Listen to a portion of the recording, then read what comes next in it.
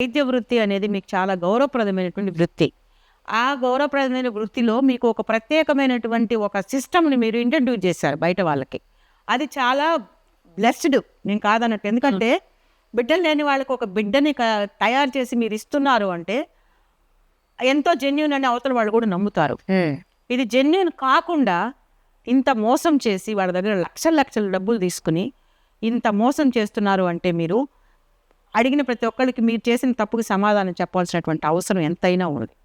So ఇది మాత్రం నేను అపోజ్ చేస్తున్నాను గౌతమి. ఎందుకంటే వాళ్ళు ఎంతో నమ్మకంతో ఇద్దరు వాళ్ళకి న్యాచురల్గా జరగని ప్రాసెస్ని ఇక్కడికి వచ్చి మెడికల్లో వీళ్ళని డాక్టర్స్ని ఆశ్రయించి మీ ద్వారా మాకు ఇది జరగాలని ఇద్దరు ఎంతో నమ్మకంతో వాళ్ళు అక్కడికి వచ్చినప్పుడు మీరు దాన్ని వాళ్ళకి తెలియకుండా, వాళ్ళ పర్మిషన్ లేకుండా, వాళ్ళకి చెప్పకుండా వేరే వాళ్ళది ఆ అమ్మాయి దాంతో కలిపి పంపించడం అనేది చాలా తప్పు చేశారు.